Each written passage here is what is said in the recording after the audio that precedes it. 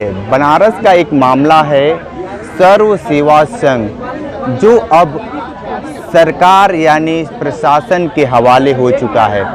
उसमें दर्जनों परिवार रहते थे, लेकिन अब वह उनके लिए एक सपना हो चुका है। जो परिवार उसमें रहते थे वह अपना आशियाना जबरियन सरकार ने खाली करा दिए हैं और तमाम यहाँ पे महिलाएं हैं जो इस समय अपने सामान को अभी इकट्ठा तो नहीं की होंगी, बिखरा जरूर होगा।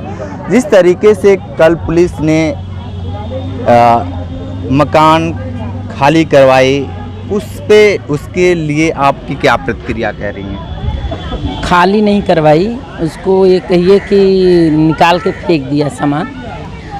आप सभी लोग को पता है कि एक कानून है इस देश में, और वो कानून ये कहता है कि किसी को अगर आप किराए पर भी रखे हैं, खैर वहाँ कोई किराएदार नहीं था, वो सब वहाँ के कर्मचारी थे और वहाँ 3-3 पीढ़ियों से रह रहे थे, कोई वहाँ नौकर नहीं था या न किराएदार था, उनका एक तरीके से खुद का घर था वो, ठीक है।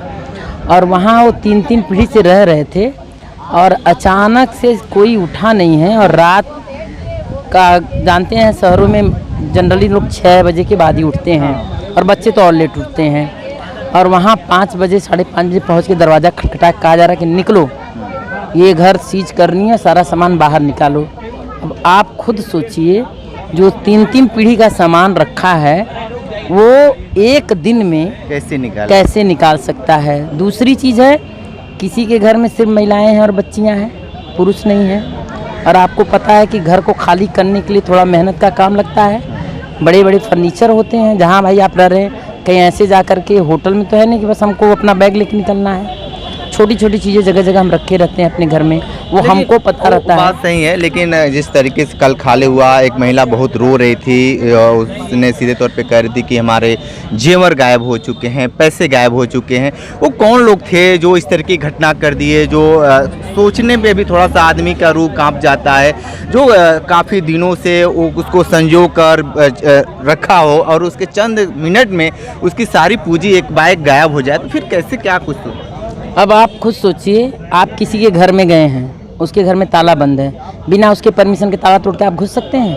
आपको क्या कहा जाएगा? ये तो कहा जाएगा लुटेरा है ना। आप सरकार के नुमाइंदे हैं और सरकार का काम कर रहे हैं, तो आपकी जिम्मेदारी बनती है कि उस घर का मालिक जब तक नहीं आता है, आप बहुत कर सकते हैं, उसके ताले के ऊपर एक ताला चढ़ा सकते हैं अगर गैर कानूनी, लेकिन आप तोड़ के घुस कैसे सकते हैं? और तोड़ के आप अपना ताला लगा दे रहे हैं और उसका सामान का कोई सिक्योरिटी नहीं है। और जब वो ताला खोल के अंदर घुस रही हैं तो कहीं मेरा सामान गायब है। क्योंकि कई नेचर के लोग होते हैं ना, सब इंसान हैं, उसमें से कुछ अच्छे भी होते हैं, कुछ बुरे भी होते हैं। हो सकता है उनके साथ कोई ऐसा गया हो जिनका ध्यान उस पर पड़ा हो, उसको रख लिया हो। कौन है देखने वाला वहाँ? ठीक है मैडम, क्या कहेंगे जिस तरीके से कल सर्व सेवा को खाली करा दिया गया? हम ये कहेंगे इलीगल तरीके से अवैध कब्जा किया गया है। जिस तरह से वहाँ पे रह रहे हैं लोगों के साथ हिंसा हो रही है, सरासर हिंसा हो रही है। कोई उन लोगों के साथ कोई दिलचस्पी नहीं जताया, कोई भी नहीं कहा कि नहीं कम से कम आपको 1 घंटे या 1 हफ्ता 1 महीने का टाइम दिया जाए, आपको कम से कम कुछ दिनों का तो मोहलत देना चाहिए। लेकिन उनको तो 1 घंटे का भी मोहलत नहीं देना चाहिए, वो भी कह रहे हैं 2 घंटे में आप खाली कीजिए। कम से कम मजदूर तो देना चाहिए कि हाँ मजदूर वहाँ पे जाएंगे तो उनका सामान तो कम से कम उठा कर रख सकते हैं। महिलाएं उठाएंगी बड़े बड़े सामानों को। देखिए, जिस तरीके से जो कल मंजर था, बहुत सारे ऐसे लोग थे जो काफ़ी बीमार थे। एक यूथ था, एक लड़का था, वो बार बार कह रहा था कि हमारी पत्नी आज ही डिस्चार्ज करा कर लेकर आए हैं, काफ़ी रुपए लगा चुके हैं, उसको हम कैसे बचा पाएंगे। बार बार जिक्र ये भी कर रहा था कि हम प्राइवेट जॉब करते हैं और पुलिस प्रशासन हमको बाहर भी नहीं जाने दे रही है, हमारी नौकरी खतरे में है। तो समझिए कि इस समय किस तरीके से निरंकुश सरकार भी हो चुकी है। वो खाली करा दिया गया, पुलिस बल भारी मात्रा पे वहाँ पे खड़ी थी, उसको लेकर आज यहाँ पे शास्त्री घाट पे महिलाएं और सभी लोग आए हुए हैं, प्रतिरोध है कर रहे हैं, कुछ कह नहीं पा रहे हैं क्योंकि अंदर से बहुत टूट गए हैं, लेकिन अभी भी बहुत मजबूत हैं। क्या कहेंगे इसके लिए? ये गांधी हमारे देश में नहीं दुनिया में सबसे मजबूत कड़ी है, सबसे मजबूत व्यक्ति है और आंदोलन का व्यक्ति है, आंदोलन का प्रतीक व्यक्ति है। तो उसके चाहने वाले, उसके लोग तो कमज़ोर हो ही नहीं सकते हैं। तो वो मजबूती वहाँ से आई है और आ रही है और आगे भी आती रहेगी। जब तक जनतंत्र जिंदा रहेगा, जब तक हमारा भारतीय संविधान जिंदा रहेगा, तब तक वहाँ से ऊर्जा हमें मिलती रहेगी। इस घटना को देखकर क्या लगता है कि संविधान खतरे में है या लोकतंत्र अभी बचा हुआ है? ये तो सामने दिखाई पड़ रहा है, इसको जनतंत्र तो कहते नहीं है कि एक एक मोहरा लेकर के, और जिस तरीके की आज की तारीख तक स्टेटमेंट आ रहा है, ब्रजभूषण जैसा बलात्कारी जिसके खिलाफ पास्को एक्ट का मुकदमा दर्ज करना पड़ा सुप्रीम कोर्ट के निर्देश पर, 10-10 FIR जिसके ऊपर हैं, उसको आप गिरफ्तार तक नहीं करते हो।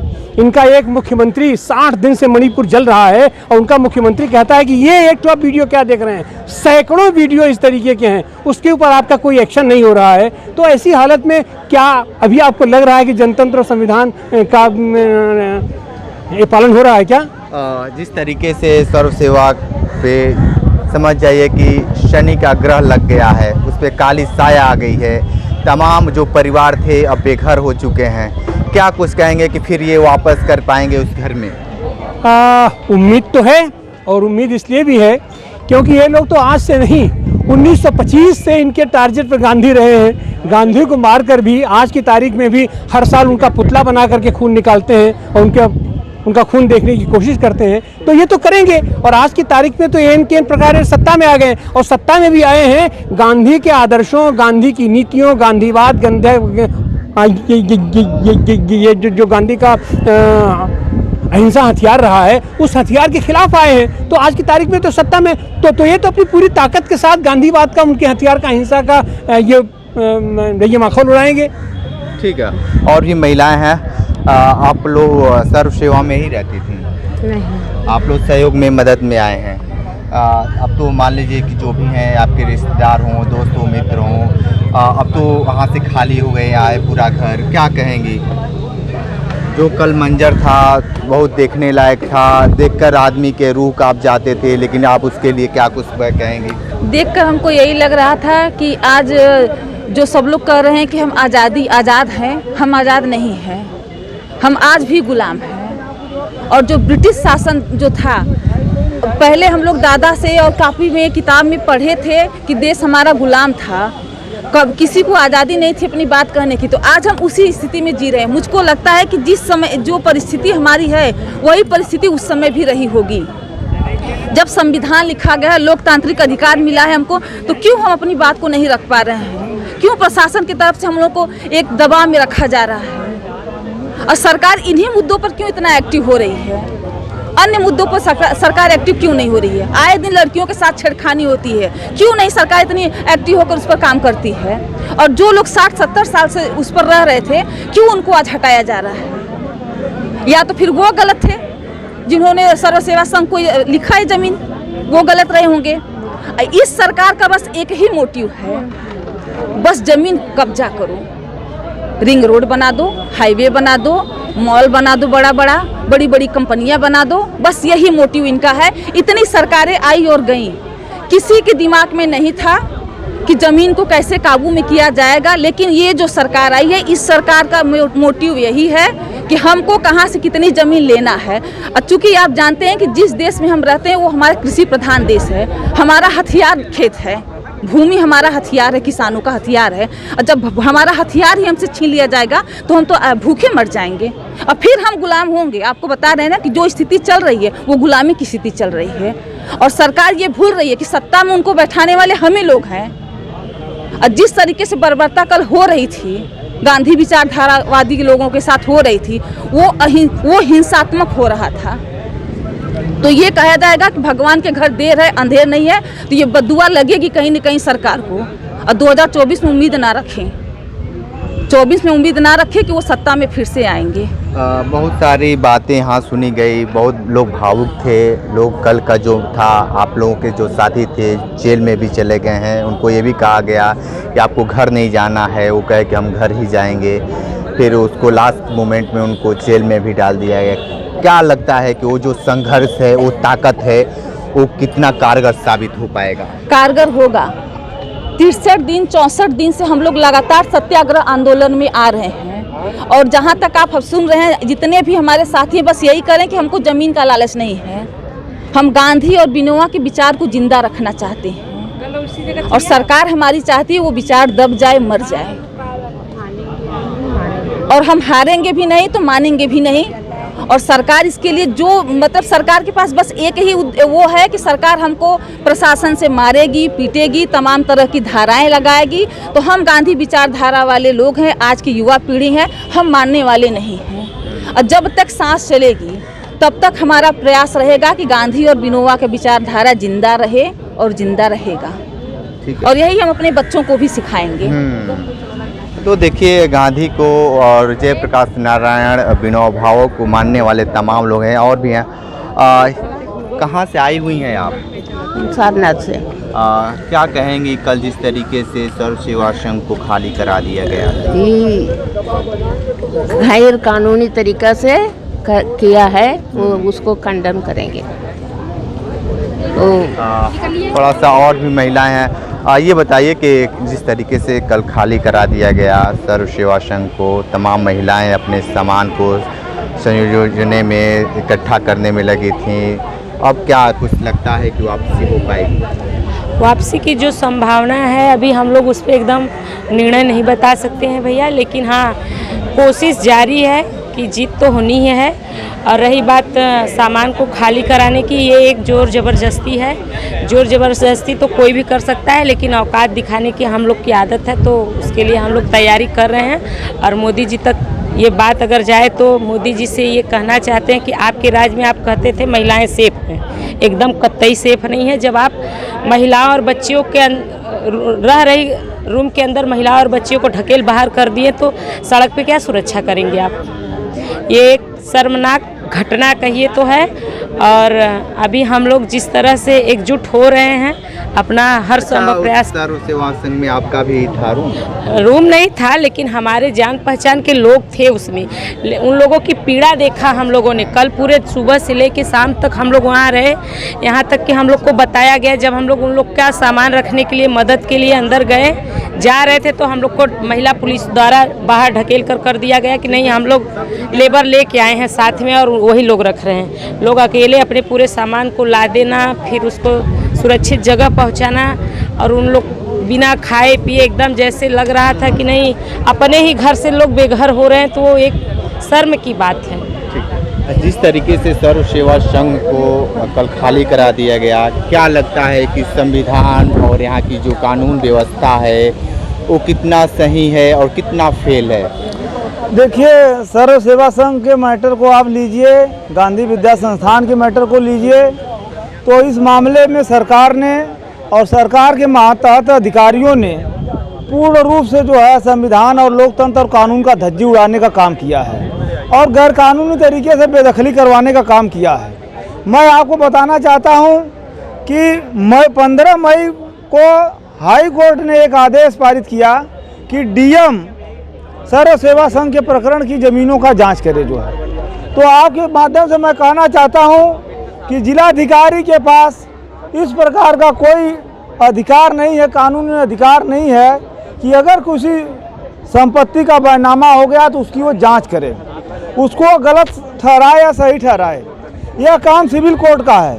तो एक तो जो हाई कोर्ट ने आदेश पारित किया वो हाई कोर्ट का आदेश गलत था। दूसरा, अगर हाई कोर्ट ने आदेश पारित किया तो उस आदेश के अनुक्रम में डीएम केवल उसकी सत्यता और उसके सही होने का ना होने का जांच करके हाई कोर्ट को या संबंधित अथॉरिटी को रिपोर्ट कर सकता था। उसको उस आधार पे, रिपोर्ट के आधार पे या जांच के आधार पे, एक तो जांच करने का उसको अधिकार नहीं है, दूसरा उस जांच के आधार पर वो गलत या सही करने का उसको अधिकार नहीं था। तो अगर डीएम ने वो कह दिया कि ये मतलब सही नहीं है, इसमें सही नहीं पाया गया है, तो रेलवे को उस जांच रिपोर्ट के आधार पर वो कानूनी प्रक्रिया में बेदखली की कार्रवाई में जाना चाहिए था। इस देश में 1971 का सरकारी संपत्तियों से अगर कोई अनधिकृत रूप से कब्जा किया हुआ तो उसको बेदखली का एक प्रक्रिया है। कानून कितना? तो मैं ये बताना चाह रहा हूँ आपको, एक तो जिलाधिकारी ने गलत आदेश पारित किया, अपने कानूनी प्रावधानों का उल्लंघन करके पास किया। दूसरा, जो नोटिस उन्होंने जारी किया वो नोटिस इलीगल थी। तीसरा, जो बेदखली की कार्रवाई किया वो कार्रवाई भी गैर कानूनी थी।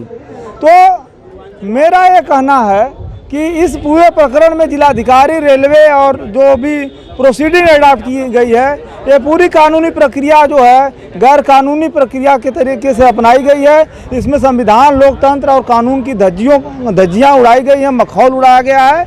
और सर्व सेवा संघ से जुड़े जितने भी साथी हैं, इस आंदोलन को कानूनी प्रक्रिया के साथ साथ सामाजिक और मूवमेंट के लेवल पे लगातार लड़ेंगे और जब तक न्याय नहीं मिलेगी तब तक इस मुहिम को आगे जारी रखेंगे। धन्यवाद। सेल में डाल दिया गया और तमाम तरह की जो सामानें थी उसको बाहर कर दिया गया। अब क्या लगता है कि फिर वापस हो पाएंगे लोग? क्योंकि जो कल देखा गया, बहुत सारे लोग भावुक थे, कोई बोल नहीं पा रहा था, हर लोगों की आत्मा कांप गई थी। देखिए, कल जो भी आपके कैमरे में सीन दर्ज हुआ, आपने देखा कि जो साथी जेल गए या हम जैसे साथी जो वहाँ पे लगातार सत्याग्रह से लेकर के डटे रहे, एक सवाल हम लगातार रेलवे प्रशासन और ज़िला प्रशासन के अधिकारियों से पूछते रहे कि आप कोई लीगल ऑर्डर की कॉपी दिखा दीजिए। एक भी लीगल ऑर्डर की कॉपी नहीं है। निचली अदालत से लेकर के देश की सर्वोच्च अदालत जो है यानी सुप्रीम कोर्ट तक, तो एक तो ये पुलिसिया गुंडागर्दी की गई। आप 500 लोग किसी के घर में घुस जाइए और कहिए ऐसे उठो, ऐसे बैठो, तो वो करेगा क्या? और यही कल किया गया। दूसरी तरफ हम कानून में, न्याय व्यवस्था में पूरा विश्वास रखते हैं। हमें अंतिम उम्मीद भी वहीं बची है, क्योंकि जिस प्रशासन ने कोई आदेश तक नहीं दिखाया और केवल वो मजबूर थे। उन्होंने खुद भी कहा कि हमारी मजबूरी क्या समझिए, और आप जानते हैं कि इस मजबूरी के पीछे एक व्यक्ति है जो लाम नहीं ले सकते। हमारा सांसद और देश का प्रधानमंत्री नरेंद्र मोदी जी हैं। उनके इशारे पे सब कुछ हो रहा है। क्यों हो रहा है? क्योंकि उन्होंने कहा था कि मैं सबसे पहले संघ का कार्यकर्ता हूँ, कहा था ना।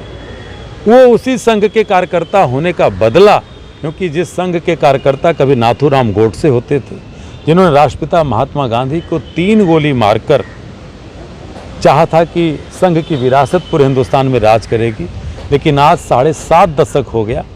गांधी विचार की हत्या हिंदुस्तान तो छोड़ दीजिए, दुनिया में नहीं हो पाई है। और उसके प्रमाण मोदी जी स्वयं हैं कि अभी तमाम देशों का दौरा करते हैं, कहीं हेडगवार, गोलवरकर और सावरकर की मूर्ति नहीं दिखती। राष्ट्रपिता महात्मा गांधी की मूर्ति के सामने दंडवत होते हैं। वो गुजरात भी उनसे पूछेगा कि गुजरात से निकला एक व्यक्ति पूरी दुनिया में पूजा जाता है और मोदी तुम भी उसके सामने दंडवत होते हो। आखिर ऐसा कृत्य क्यों कर रहे हो? इस सरकार में गांधी कमज़ोर कैसे हो गए? इस तरीके से देखा जाता है कि गांधी के अनुयायी हजारों करोड़ों लोग हैं, लेकिन आज के समय में, आज के परिवेश में और 9 साल में गांधी कैसे कमज़ोर हो गए? मुझे तो हंसी आती है। देखिए, सवाल माफ़ करिएगा बहुत छोटा है। गांधी कभी ख़त्म नहीं हुए, ना कभी ख़त्म होंगे, ना छोटे हुए। ठीक है, आपकी बात हम मानते हैं, लेकिन जिस तरीके से इस सर्व सेवा संघ पे जिस तरीके से काफ़ी दिनों से ये चलता आ रहा है, कभी 2 महीने लोग वहाँ पे प्रदर्शन भी किए, फिर भी सरकार इनके बारे में बिल्कुल नहीं सुनी। और जिस तरीके से सारे लोग सोए थे, अभी सोच रहे थे कि सूर्योदय होगा, चाय भी पिएंगे, लेकिन लोग चाय भी नहीं पी पाए। आपने हम सबका तो इंटरव्यू लिया वहाँ पे, आपने प्रशासनिक अधिकारियों का इंटरव्यू लेने की चेष्टा की, किया भी होगा। उनके चेहरे देख रहे थे। मेरी बात को गलत लगे तो आज जाकर के जिला अधिकारी से पूछ लीजिए, वो आपके कैमरे पे नहीं आएंगे। गांधी की जीत यही है कि सत्य कभी अंधेरा नहीं खोजता, सत्य कभी कोना नहीं खोजता। सत्य जो एक उजले प्रकाश की तरह होता है, जब उसकी बात आती है तो हजारों प्रकाश उसके पीछे खड़े होते हैं। ये अंधेरे में लोग हैं जो सत्य की बात नहीं कर सकते, जो गांधी की बात नहीं कर सकते। वही मैं कह रहा हूँ, गांधी ऐसी शक्ति है इस हिंदुस्तान के 140 करोड़ लोगों के लिए कि जब जब ऐसी तानाशाही और फासिस्ट सत्ता आएगी, तब तब लोग खड़े होंगे। गांधी विचारों का नाम है। और हम लोग छोड़ दीजिए, दुनिया की जितनी बड़ी क्रांतियाँ हुई, नेल्सन मंडेला को आपने सुना, 28 साल जेल में थे और एक हिंसक आंदोलन से जाकर के वो अहिंसावादी बन गए और गांधी के शिष्य बन गए। आपने मार्टिन लूथर किंग जूनियर को सुना? उस अमेरिका के गांधी कहे जाते हैं। इस गांधी की इस जमीन पे जब एयरपोर्ट से वो व्यक्ति उतरता है मेरे रोए खड़े, तो इस जमीन को चूमता है और कहता है कि मैं तीर्थ करने आया हूँ, अपने आदर्श अपने नायक गांधी की धरती पर आया हूँ। ये भारत का सम्मान राष्ट्रपिता महात्मा गांधी ने बढ़ाया। तो गांधी न कमज़ोर थे मेरे भाई, न है न होंगे, हमारी पीढ़ियां समाप्त हो जाएंगी तो भी। लेकिन एक चीज़ और मैं तय करा दूं कि सत्ता है इनकी, उस सत्ता के आधार पे तमाम गांधी विचारों को जमींदोज ये करना चाहते हैं। ज़मीन और मिट्टी और भवन आप मिला सकते हो, लेकिन जो हृदय में बसा, हमने अपनी अगली पीढ़ी को जो विचार दिया है उसको नहीं मार सकते। और अगर इनकी हिम्मत होती तो 75 सालों में आज देश के चौराहे चौराहों पे हेडगवार, गोलवलकर और सावरकर को पूजवाते। हिम्मत नहीं हो पाई।